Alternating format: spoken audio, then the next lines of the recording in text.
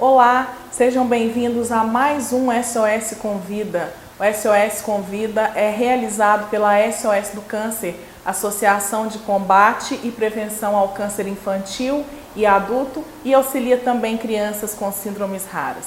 Semanalmente nós estamos aqui levando a você e a sua família informações sobre saúde e bem-estar. E hoje nós estaremos falando sobre um assunto muito pertinente e muito negado nas famílias. Como falar sobre assuntos considerados tabu com as nossas crianças. E nós teremos a nossa querida convidada Laura Fiedler. A Laura é psicóloga adulto-infantil, educadora parental e pós-graduada em saúde mental. Seja bem-vinda, Laura, gratidão pela sua presença. E vamos hoje falar sobre um assunto tão negado nas famílias, né? Sim. A SOS do Câncer, ela auxilia crianças também que passam pela doença do câncer. Nesse caso, Laura, como que você orienta aos pais como contar para as crianças que ela está enfrentando essa doença? Olha, eu falo que a ludicidade, né, usar o lúdico nesses momentos, se a criança é menorzinha, isso ajuda muito, né? Então, às vezes, com o apoio de uma boneca, ir conversando com a boneca primeiro e depois explicar para ela, né, que ela está com uma doença. Às vezes a gente pode usar, né, que está dodói, mas que vai ter que fazer um tratamento, que pode ser um pouco longo, né? Que vai causar, às vezes, náusea, desconforto, mas que a família está ali para ajudar, né? Olha, o papai, a mamãe, titio, vovó, estamos aqui para te ajudar. Às vezes pode ter algum dia que vai ser um pouquinho difícil, mas tomar cuidado para não, né, trazer toda a ansiedade também para aquela criança, né?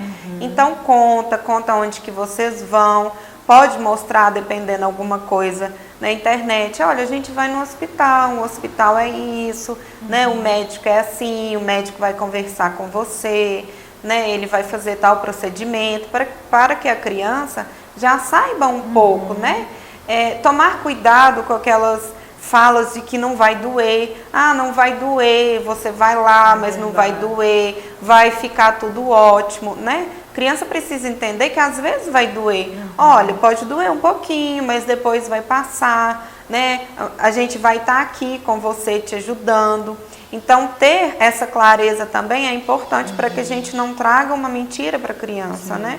Pelo que eu estou percebendo, então, é importante ser realista com a criança e estar ali presente, acolher.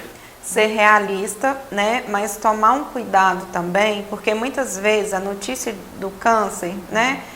Traz um desconforto muito grande, né? Traz o que vai ser. Muitas vezes a família já pensa no pior, né?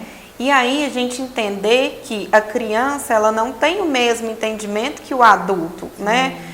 Do que o câncer pode gerar. Então ter esse cuidado também, né? Que o entendimento ali do mundo é diferente. E isso ajuda muito a criança a ter esperança, né?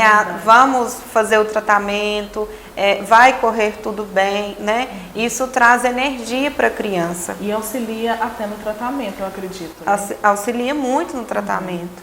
Ótimo. Laura, a SOS do Câncer auxilia, né, as crianças e aos familiares com uma equipe multiprofissional. E muitas vezes é possível perceber que a criança, ela se isola da família, né? A criança que está vivendo, que está enfrentando a doença do câncer, ela se isola da família, ela não quer alimentar, ou às vezes ela escolhe, né, algum determinado alimento, tipo de alimento que ela quer se alimentar. Como que os pais podem lidar com esse tipo de comportamento dessas crianças? A primeira questão é não ficar muito ansioso em relação a isso, porque toda ansiedade passa para a criança, né? Às vezes, eu estou muito ansiosa porque meu filho não está comendo, e aí eu falo, filho, você tem que comer, se você não comer, você vai ficar fraco. E a criança ela não consegue absorver tão bem isso, né? Então, vamos tentar de uma forma lúdica, coloca o brinquedo para comer, né? Mostra, tenta entender por que a criança pode não querer comer, né? Que sentimento que está por trás disso, que ela está tendo essa seletividade. E também não ser rígido, né? Lembrar que a criança agora, ela precisa de conforto, precisa de leveza. Então, se ela está comendo só isso, no momento está tudo bem, né? E aí, aos poucos, a gente vai conversando com a criança, vai tentando entender, né? Vai usando o bom humor, vai usando o afeto, né? O amor, para que assim, isso vai ser consequência ela voltar, né? E aí, contar com a ajuda de outros profissionais, um nutricionista, né? Para que ela entenda um pouco os alimentos e entenda também de uma forma lúdica. Excelente. E como falar sobre morte para as crianças? A morte é outro tabu, né, Mariana? A gente precisa entender que a morte também, a criança, ela não tem a mesma consciência que o adulto tem, né? Mas é importante que a gente fale sim de morte. Olha, o vovô, a vovó, né, o titio morreu. O que é morrer, né? É quando a gente para de respirar, é quando a gente para de falar. Isso tudo é importante para que a gente mostre para a criança, e a criança precisa entender isso, né? Que a gente fala que as 4 fases do entendimento do luto para a criança, que é a criança entender que quando a gente morre, os órgãos param, né? Que a respiração para, que a gente não vai voltar. Porque se a gente fala assim, o vovô foi passear, foi viajar, ou virou uma estrelinha, mas por que a estrelinha não vira? Olha, o vovô, ele pode, né, ele foi, mas ele pode estar no seu coração. Todas as vezes que você estiver triste, lembra que ele mora aqui agora, mas que ele não é uma estrelinha, porque às vezes a estrelinha na cabeça da criança, ela pode voltar, né? Então, esse tabu é mais dos pais do que da criança. Às vezes os pais ficam com medo da reação, mas é importante contar, né? Importante contar o que acontece num velório, como que é, né? Mostrar a vulnerabilidade, mamãe, papai tá triste, pode chorar na frente da criança, né? Mas tentar ajudar a criança, não é que a gente vai demonstrar o tempo inteiro para a criança, mas a gente precisa mostrar para a criança que tá tudo bem chorar, né? Que os adultos também sentem. Isso fortalece ainda mais as crianças. Os pais têm muitas dúvidas, né? Se levam as crianças ou não aos velórios, né? Sim. E é importante levar? Você acredita que o ideal é que os pais levem as crianças aos velórios? Olha, isso é um assunto que a gente fala que é muito particular, né? A gente tem que se perguntar até que ponto que vai ser confortável para a criança, até que ponto vai ser confortável para o adulto. Essa criança é uma criança que tem muito medo, então isso pode intensificar o medo. Se é uma criança muito pequena, não é tão aconselhável levar, né? Que às vezes ela não vai entender tão bem. Mas uma criança um pouco maior, conversa um pouco com ela antes, explica para ela se é uma criança que já consegue ter uma clareza maior, né? Então isso tem que ser muito conversado entre os pais. Excelente, Laura. Bom, e a gente vai finalizar agora com uma pergunta muito complicada para os pais, às vezes, que estão em casa, né? Se perguntam se tem uma idade certa para falar desse assunto ou não, e às vezes nem falam. Como falar sobre sexualidade com os filhos? Bom, é um tabu, né?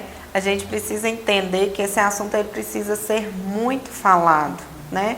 Por quê? Para evitar algumas questões que a gente sabe que não são confortáveis, evitar assim o abuso, né?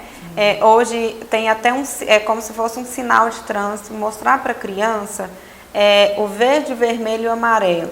Faz um bonequinho ali, mostra para a criança essa bolinha que é o amarelo, né? Tem que ter atenção. No vermelho não pode ser tocado de jeito nenhum, né? Agora no verde, o ombro, um abraço, isso é importante. Então começar desde cedo, né? Com todo cuidado. Por quê? Porque a criança menor, ela vai ter às vezes uma pergunta ou outra, bem de maneira fantasiosa, né? Sim. E aí não tem necessidade da gente dar aquela aula de biologia para a criança. Mas a partir dos 8, 10 anos, a criança já vai entendendo. E até falar dos órgãos genitais de uma maneira que seja verdadeira mesmo, né? Porque o apelidar, muitas vezes, pode ser presente no abuso, né? E aí a criança vai achar que é carinhoso, que é normal, né? Então, é usar mesmo os nomes. Olha, esse órgão aqui né, tem esse nome, é do homem, né? E aí, como que acontece os bebês? Olha, o papai e a mamãe se relacionam, né? Agora eu não me sinto tão confortável, mas a gente vai conversar ano que vem. Às vezes é uma criança muito pequena e ela realmente não vai entender. Vai compreender. Isso. Mas esse assunto é importante que os pais falem, né? É um tabu da sociedade, né? É igual que a gente falou da morte, a dificuldade maior é dos pais, mas isso tem que ser falado dentro de casa. E os pais, eles podem e devem procurar alguma ajuda, né, profissional quando isso para eles é muito difícil, ou você acredita que é uma coisa que eles consigam se resolver? Claro, se for algo muito difícil, né, a gente sabe que na escola isso começa, eles começam a entender a questão da reprodução, né, do ser humano. A fase da puberdade é muito falada na escola, né? E se alguns pais veem que na escola está sendo falado e dentro de casa, nossa, eu não consigo falar, converse com o professor ou procure a ajuda do psicólogo mesmo, né? Para que ali juntos eles possam ver qual que é a melhor maneira. Por que que o pai e a mãe têm essa dificuldade também, né? O que está por trás disso? E porque às vezes também o casal tem uma dificuldade, né? E a gente entender também que dificuldade que é essa, para que isso não passe para a criança.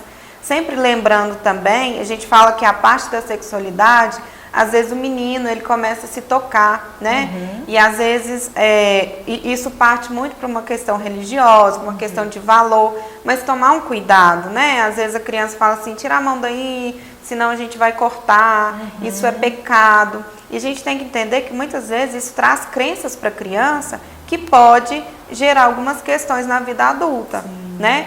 E aí quando a gente começa, os pais começam a entender, os profissionais começam a entender o desenvolvimento infantil, isso fica mais leve, né? Olha, não, isso faz parte. Eu vou explicar para ele que às vezes fazer isso muito na escola, na frente das pessoas, não é muito legal, né? Mas que é uma coisa comum, que ele está se conhecendo, né? E que não é nada fora da realidade dele. Excelente, Laura. Quero te agradecer imensamente pela sua contribuição. Foi de grande valia para o nosso SOS Convida. Gratidão. Eu que te agradeço. Muito obrigada a você em casa que também acompanhou o nosso programa de hoje com a nossa psicóloga Laura Fiedler. Aproveite para levar este programa ao maior número de pessoas. Compartilhe, curta, comente esse vídeo. Nós precisamos levar informações sobre saúde às pessoas. Muito obrigada e até o próximo SOS Convida.